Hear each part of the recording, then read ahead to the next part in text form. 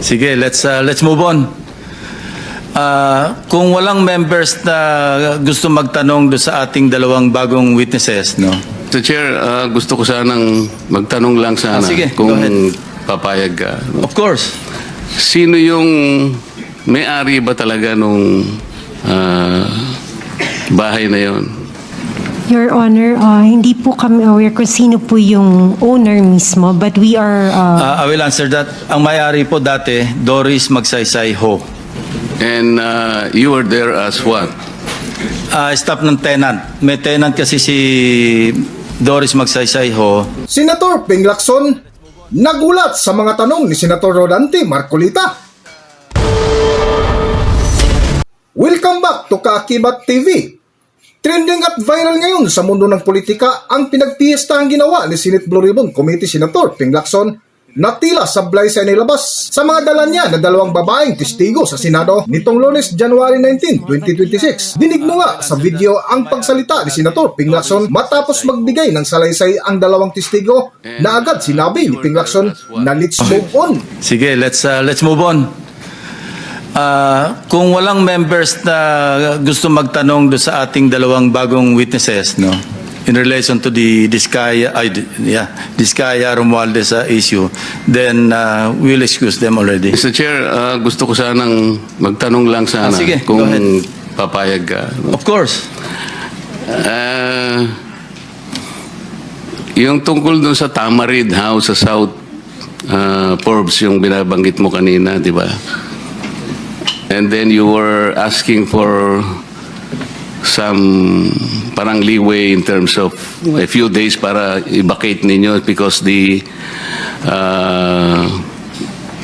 you're not yet ready with all the things that you need to move out, di ba?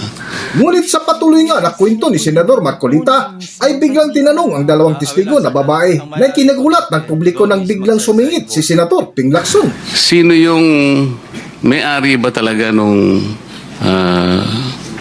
bahay na yon?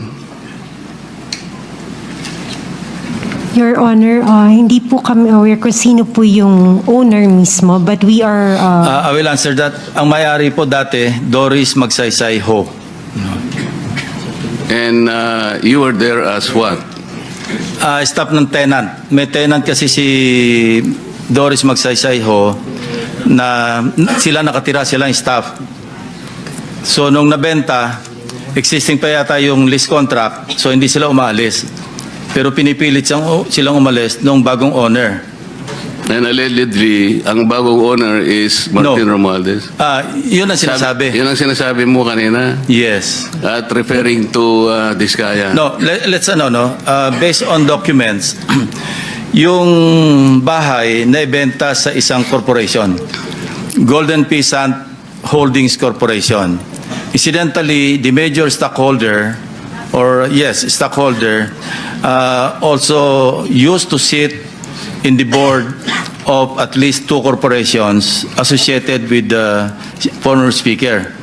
Ito yung Benguet, no, Corporation. I think mining yata ito. Yung isa yung may joint venture sa ABS-CBN. Dito yung pangalan. Teka.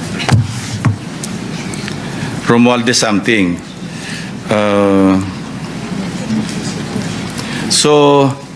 And another one, I think Mark Venture something, ano. At saka treasurer siya doon sa, yun nga, yung media company owned by Romualdez, kasi Romualdez Media something na may joint venture sa ABS-CBN. So yun ang association. Bukod dito ay kaduda-duda din ang paulit-ulit na sinabi ni Ping Lacson na hindi daw ito ang dahilan para isangkot ang dating speaker na si Martin Romualdez sa kontrobersya ng manumalyang flood control projects na tila may ibig sabihin. So, no, we're not trying to implicate the former speaker, ano. Hindi tayo nagta-target dito. Dumating lang sa ating attention, but we cannot disregard because sabi ko nga, there were persistent reports na ang initial information nga sa pangalan ni Diskaya na or kay Diskaya na ibenta. So it appears now na hindi totoo kasi ang naging role lang allegedly ni Carla Diskaya, yun nga, dumating siya doon, February or January, at sinasabihan sila, umalis na kayo dyan. So yun lang ang pinagtataka natin. So, hindi naman ito enough to implicate or to implead the former speaker. But, this is something that DOJ or the ombudsman or the ombudsman can follow through. No? We are only providing a lead for whatever it is worth. Yun lang ang purpose dito.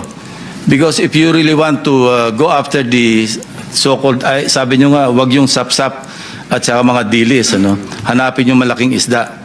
And this is the direction that we are taking. But I repeat, hindi ito enough, itong information is not enough to implicate, not even implicate the former speaker. This is just, we may just consider this as a lead, kasi merong connection. But of course, dininay naman ni Carla Diskaya, so let's leave it at that. So with that, I would like to ask your permission to excuse the two ladies. Pansin mo nga sa nasabing video na gusto ng paalisin ni Senator Ping Lacson ang dala niya na 2 testigo. Ngunit may pahabol pang katanungan si Senador Rodante Marcolita na ikinugulat lalo ng publiko na tila ayaw ng pasalitain ni Senator Lacson ang 2 testigo na kung mapansin mo ay muling sinalag ni Ping Lacson ang mga katanungan ni Senador Rodante Marcolita. Para sa buong kwento, narito ating panoorin ang video. Meron pa? Sige, okay. Thank you for the explanation, Mr. Chair. Dito sa code namin, sino si Pala, Marie? Romualdez Media Servicio Production Corporation. Oo. Sino yung sino yung Joy? So ikaw si May. May, napanood mo ba si Saldico nung siya ay nagpadala ng mga video na kung saan sinabi niya na nag-deliver siya ng 1B doon sa bahay diyan sa Tamarind Road in Forbes. Nasa rito nasa social media to. Lahat napanood to Napanood Hindi mo? ko po siya direkta na panood, pero nung sinabi po, nabanggit po sa amin regarding 30 Tamarind, we got curious. Oo. Naging curious ka. Pagkatapos, natatandaan mo ba na sinabi ni Saldico na si Speaker Martin ang nag-designate nung lugar na yon na pagdadalhan ng 1B? Nandun din sa yun. Hindi ko lang matandaan yung pagkakasabi, pero yung gist ganito niya sinabi. Napanood nyo ba yun? Wala po ako matandaan na ganong pero nabasa po namin yung report regarding sa 30 Tamarind. Yun nga. And then, Natambakan ng pera. maaring natatandaan nyo na sinabi rin ni Saldico, doon din sa na yun, sa paghahayag na yun, na si Yusek Jojo Cadiz ang tumanggap na yun ay drop-off lamang ng delivery sa bahay daw ng ating Pangulo daw sa Nara. Ando, siya yung nagsasabi siya nagsasalita Napanood ko yun Tinatanong ko lang kung kayo napanood nyo din yung ganong klaseng paghahayag na ginawa ni Saldico. Hindi po namin nasubaybayan yung mga hearing at saka yung news. Naging curious lang po kami nung nagkaroon na nga po ng report tungkol dun sa 30 Tamarind. Oh, okay. So, hindi po namin matandaan yung news na ganun po. Okay, baka naman gusto nyo rin alisin yung takip para makita namin kung gaano kayo kaganda. Kasi alam ko, magaganda po kayo. Kung okay lang naman po, kung hindi naman, okay din po sa amin. Actually, request nila Senator Marcoleta na kung pwedeng, kaya nga Elias yung ginamit ko, binuko naman Oo yun nga yung pangalan Pero kasi yung kagandahan, hindi pwedeng ipagkait, Mr. Chair. Salamat po, Mr. Chair. Okay, so let's move on. So you are excused, Maria and Joy. Elias. Sige. Thank you very much. The OSAA you'll be turned over to the OSAA for your own security. Thank you very much. Thank you po.